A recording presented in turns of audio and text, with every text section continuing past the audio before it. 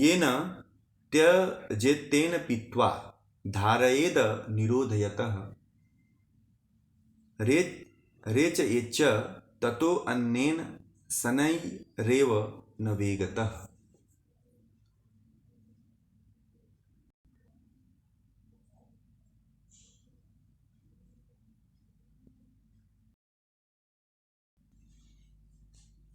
चलिए शनैव अब आगे है।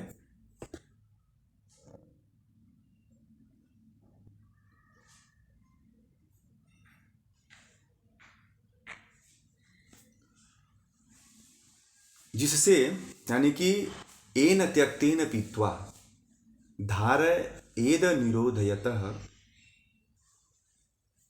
रेच एच ततो अन्येन शनैरेव न वेगतः।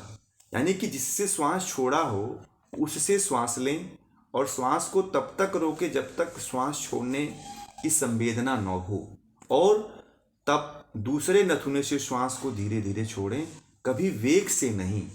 जिस तरह से धीरे धीरे आप श्वास लेते हैं कुंभक करने के पश्चात जो है उसी वेग से धीमे धीमे धीमे जो है श्वास को छोड़ना चाहिए। ये ध्यान दीजिएगा आप लोग, उसी वेग से जो है श्वास को जो है धीरे धीरे धीरे जो है छोड़ना चाहिए। इसमें छोड़ने की जो क्रिया प्रक्रिया है इसमें बहुत जल्दी लोग गलती कर देते हैं। गलती क्या करते हैं कि श्वास तो लेने के लिए ले लेते हैं, ठीक है, श्वास जो है लेने के लिए ले लेते हैं, परंतु क्या होता है कि जो छोड़ना होता है बड़ा जल्दी छोड़ देते हैं, उस पर कोई कंट्रोल नहीं रखते हैं। लेने के लिए 1 से लेकर के 30 तक काउंट करते हुए श्वास भर लेते हैं, परंतु जब छोड़ते हैं तो तुरंत छोड़ देते हैं। ऐसा हमें नहीं करना है, छोड़ते हुए विशेष ध्यान देना है आप लोगों को। अब फिर आगे जो है 10वें श्लोक में कह रहे हैं कि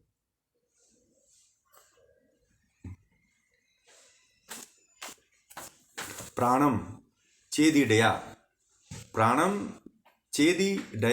पिबेन्नियमितं भूयो अन्यया रेचयेत् पीत्वा पिंगलया समीरण मथो बुद्ध्वा त्यजेद्वा मया सूर्यचंद्रम सोरनेन विधि नाभ्यसम सदा तन्वताम शुद्धा नाडी गड़ा भवन्ति यामिनाम मासत्रया दूर्ध्वतः।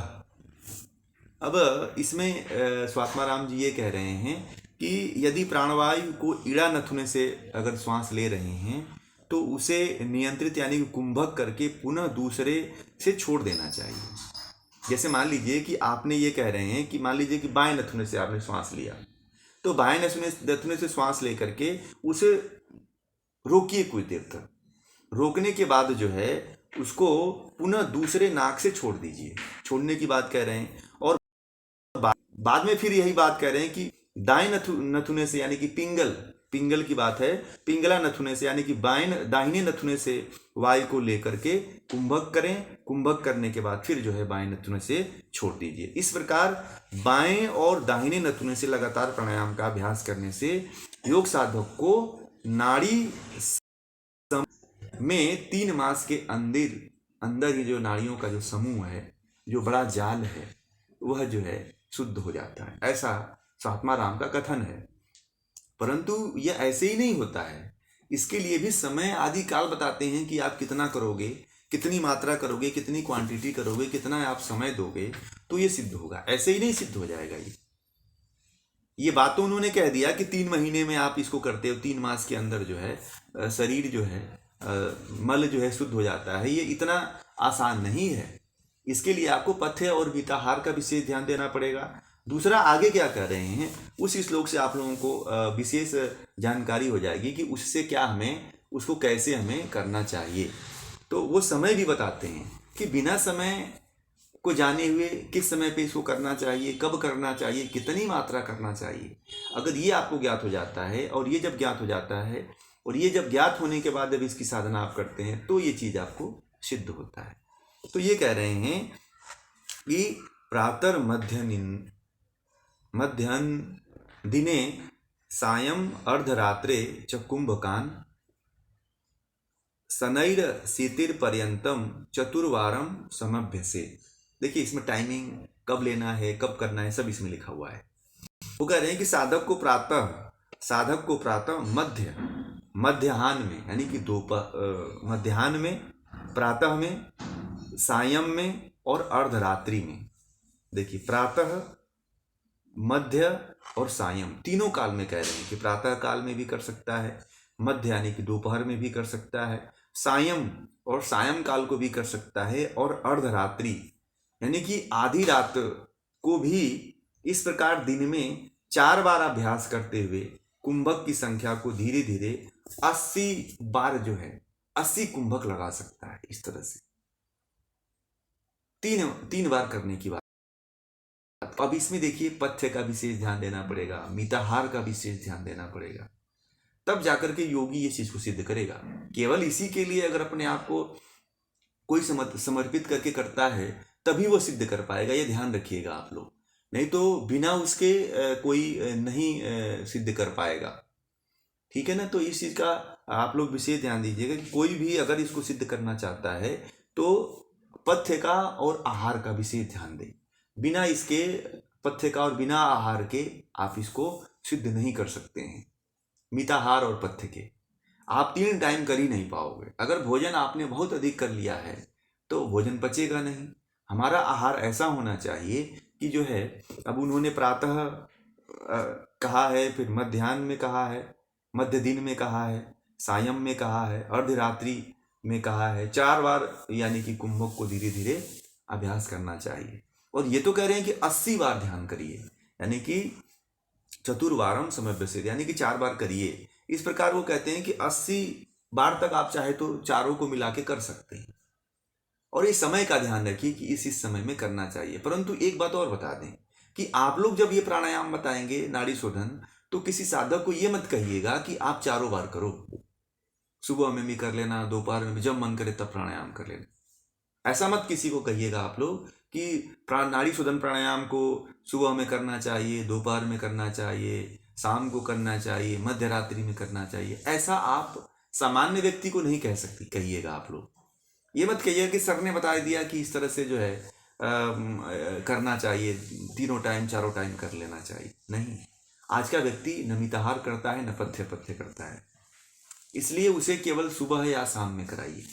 ये ध्यान दीजिए कि कम से कम योग करने, प्राणायाम करने के लिए, नाड़ी शोधन करने के लिए जो है वह 3-4 घंटे का गैप रखा है कि नहीं रखा है। क्योंकि आजकल व्यक्ति ऐसे भोजन करते हैं कि वो 3-4 घंटे, 5 घंटे, 6 घंटे लग जाते हैं पाचन होने में। तो इसका आप लोग विशेष ध्यान रखेंगे। और ये जो है, ये जो साधना बताई है, ये योगी के लिए बताई है, ये ध्यान रखिएगा। ये सामान्य व्यक्ति के लिए नहीं है। अगर सामान्य व्यक्ति को आप 3 टाइम करवाओगे और खाना खिला करके मिताहार वो करता ही नहीं है, ब्रह्मचर्य आदि का पालन आदि नहीं करता है, तो फिर उसको वो चीज़ फलित नहीं होगा, नुकसान हो सकता है। तो इसका आप लोग विशेष ध्यान दीजिएगा। एक सावधानी थी जिसको ये बताना था मुझे, और इसका विशेष ध्यान रखिएगा। आगे वो अगले सूत्र में ये कह रहे हैं, अगले श्लोक में ये कह रहे हैं कि कनीयसी भवेत् स्वेदः कंपो भवति मध्यमे उत्तमे स्थान मापनोति ततो वायु निबंधयेत्। यानी कि ये कह रहे हैं कि कुंभक करते हुए जब शरीर से पसीना निकलने लगे तब वह कुंभक की प्रथम स्थिति होती है। और द्वितीय स्थिति में कहते हैं कि यानी कि मध्यम जो स्थिति बता रहे हैं उसकी प्रथम स्थिति और मध्यम स्थिति। मध्यम स्थिति में कहते हैं कि शरीर में कंपन होने लगता है। और तृतीय स्थिति यानी कि जो उत्तम स्थिति कही जाती है, उसमें जो है प्राण जो है ब्रह्मरंध्र में पहुंच जाता है, चक्रों का भेदन करके जो है ब्रह्मरंध्र में यहाँ पे पहुंच जाता है। अतः प्राणायाम द्वारा वायु का निरोध करें, इसलिए जो है प्राणायाम के द्वारा वायु को रोकें। ठीक है, प्राणायाम करके यानी कि कुंभक करें। प्राणायाम को रोकने से ही प्राणायाम होता है। आप जितना आप लोग करते हैं, जैसे अनुलोम विलोम करते हैं, कपालभाति करते हैं, ये प्राणायाम आप लोग करते ही नहीं। सब लोग झूठ बोलते हैं, किसी को पता ही नहीं प्राणायाम किसको कहते हैं। प्राणायाम करने का तरीका ही नहीं पता है, प्राणायाम उसको नहीं कहते हैं। तो सब श्वास प्रश्वास की क्रिया आप लोग करते हो। कपालभाति करते हैं, अनुलोम विलोम करते हैं, और जो आजकल जो प्रचलित है सामान्य लोगों में वो सब क्रिया है, वो प्राणायाम वास्तव में है नहीं। परंतु ये भी ध्यान दीजिएगा कि जो रोगी व्यक्ति है, जो बीमारी आदि से पीड़ित है, उस व्यक्ति को कुंभक आदि नहीं कराना है, क्योंकि उसका मल शुद्ध नहीं है। अगर नाड़ी शोधन का अभ्यास धीरे धीरे करता है तो उसके मल की शुद्धि होती है। पहले नाड़ी शोधन प्राणायाम कराइए, धीरे धीरे कुंभक लगाइए यथाशक्ति। जब उसके मल की शुद्धि हो जाती है तब जो है अभी 8 जो कुंभक आएंगे उसको करवाना है, ऐसे नहीं करवाना है। तुरंत जो है लोग बताने लगते हैं कि सूर्य वेदी करो, ऊंचाई करो, शीतली करो, शीतकारी करो, ये अभी नहीं कराना चाहिए जब तक कि उसके मलों की शुद्धि नहीं हो जाती। बिना मल की शुद्धि के अगर किसी को आप प्राणायाम करवाते हो, अगर रोगी है, उसे डायबिटीज है, बीपी है, हार्ट का पेशेंट है, अन्य बीमारियों से संबंधित अगर रोगी है, उसको कुंभक लगवा देते हैं तो उसकी जान भी जा सकती है। इसलिए आजकल देखिए जितने भी प्रचलित योगी हैं वो लोग कुंभक नहीं करवाते हैं, केवल श्वास प्रश्वास की योग क्रिया करवाते हैं उनको, जैसे अनुलोम विलोम है, कपालभाति है, और सूर्य वेदी भी अलग तरीके से करवाते हैं, चंद्र वेदी भी अलग तरीके से करवाते हैं, ऊंचाई भी अलग तरीके से करवाते हैं। सब अपने अपने माध्यम से इसको बना लिए हैं लोग। शास्त्रों के अनुसार नहीं कोई कराता है, परंतु जब आप लोग साधना करिएगा तो शास्त्रोक्त करिएगा। तो शास्त्रों में जैसा आपको पढ़ाया गया है, जिस तरह से आपको समझा रहे हैं, उसी के माध्यम से आप लोग जो है इसकी साधना करिएगा। फिर आगे कह रहे हैं कि जलेन, 13वें श्लोक में, जलेन श्रम जातेन गात्र मर्दन माचरेत दृढ़ता लघुता चैव तेन गात्रस्य जायते। बहुत ही अच्छा इसमें बात एक कही है कि जब प्राणायाम जन्य श्रम से जब आप प्राणायाम करें, प्राणायाम करते हुए जो पसीना उत्पन्न होता है, जब प्राणायाम कर रहे हैं तो प्राणायाम करते समय जो पसीना उत्पन्न होता है उसको शरीर में गात्र मर्दन माचरित, यानी कि उसे दृढ़ता पूर्वक उसको क्या करना चाहिए, शरीर में मलना चाहिए पसीने को। उससे करें कि ऐसा करने से शरीर में शक्ति तथा स्फूर्ति बनी रहती है। क्या करना चाहिए, उस शरीर का शरीर में मर्दन, पसीने का शरीर में मर्दन करना चाहिए। प्राणायाम करते हैं तो प्रथम स्थिति में क्या होता है, पसीना निकलता है, यानी कि मल की शुद्धि होती है। तो उस पसीने का जो है शरीर पे मर्दन करना चाहिए, शरीर से मलना चाहिए। इससे कह रहे हैं कि दृढ़ता लघुता चाहिए, इससे दृढ़ता आती है, लघुता आती है, और गात्र से जायते न गात्र से जायते, यानी कि ऐसा करने से शरीर में शक्ति तथा स्फूर्ति आदि आती है। ऐसा करते हैं तो अब स्वात्मा अलग ही उनका खोज रहा होगा।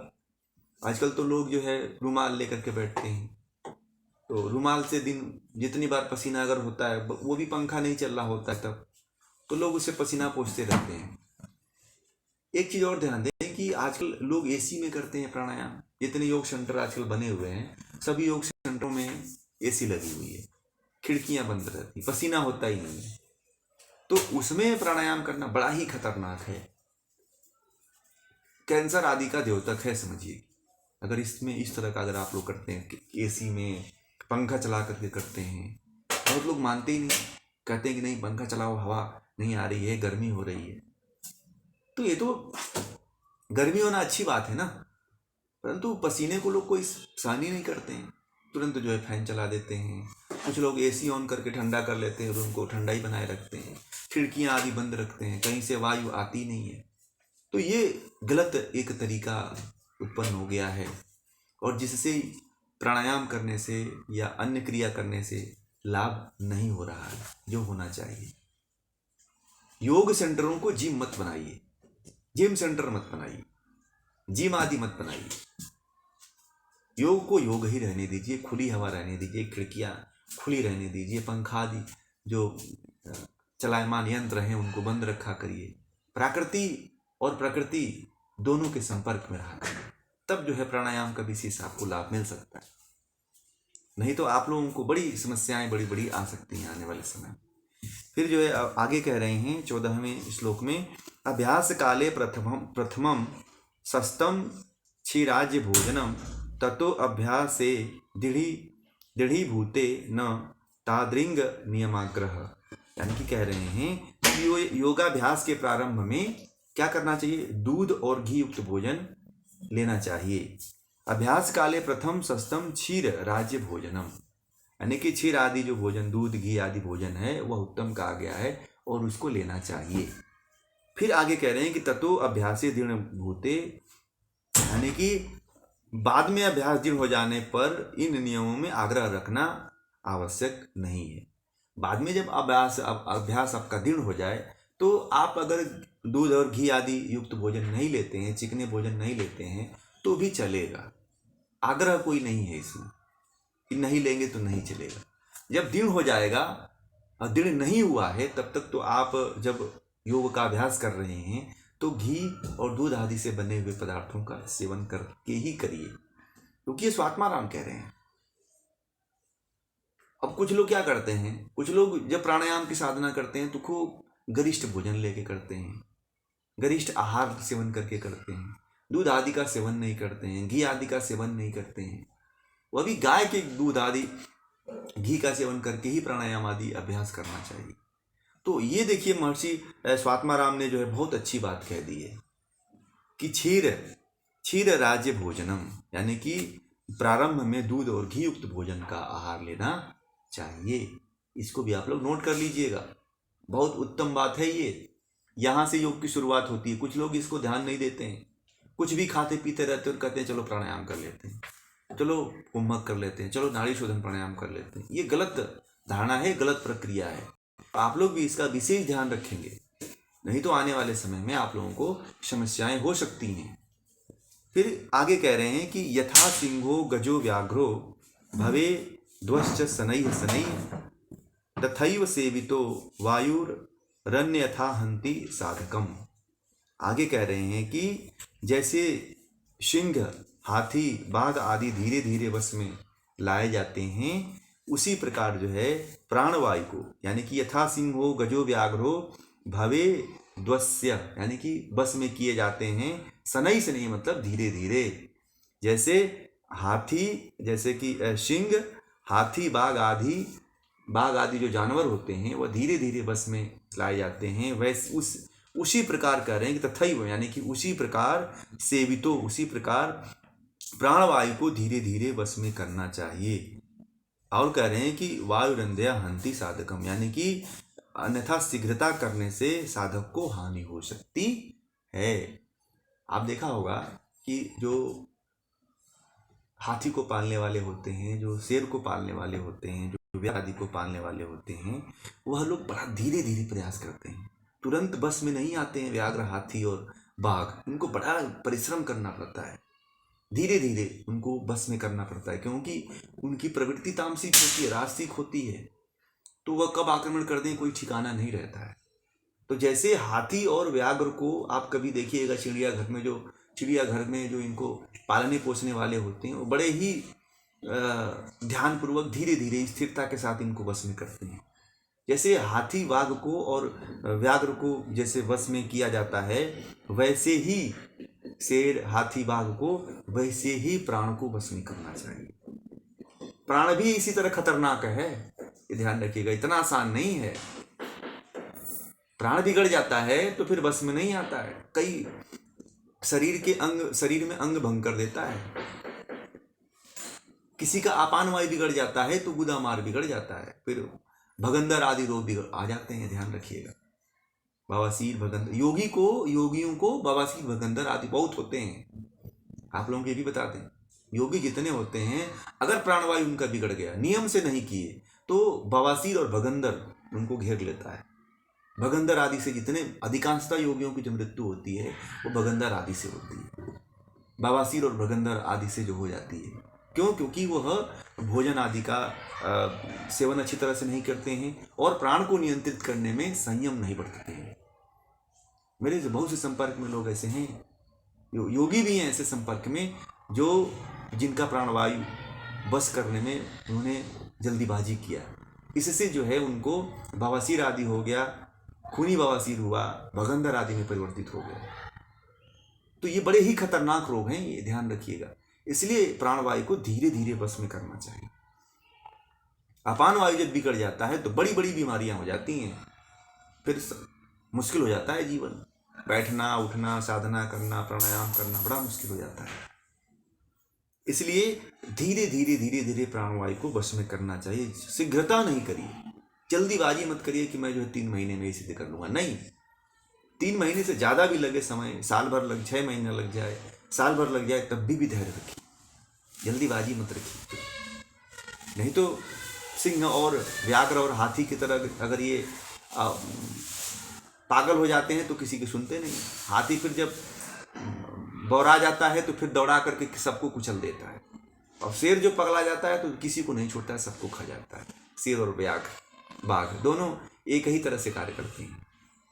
ऐसे ही प्राण की तुलना बताई है उन्होंने कि प्राण भी जब बिगड़ जाता है तो शरीर में अंग भंग कर देता है, शरीर को क्षतिग्रस्त कर देता है। तो जल्दीबाजी न करें प्राणायाम की साधना करते हुए।